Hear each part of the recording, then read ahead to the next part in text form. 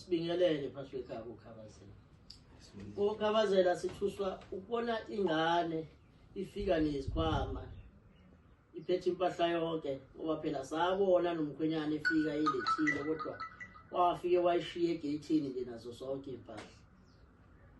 Simangele manje nami nomakoti kwami la ukuthi ngabe kwenze njani. Mhlawumbe sizothola impendulo kunina ezincane. So cha wena umntwana baphinda ngene asibonge ukuthi nifikile ekhaya uKhabazela. Impela unyana wami ngoba ingane kamfowethu omdala le ike yasithinta ke thina njengamalungu ekhaya sase ibe kudaba layo sathathela phezulu ukuthi naku uma kodwa singasa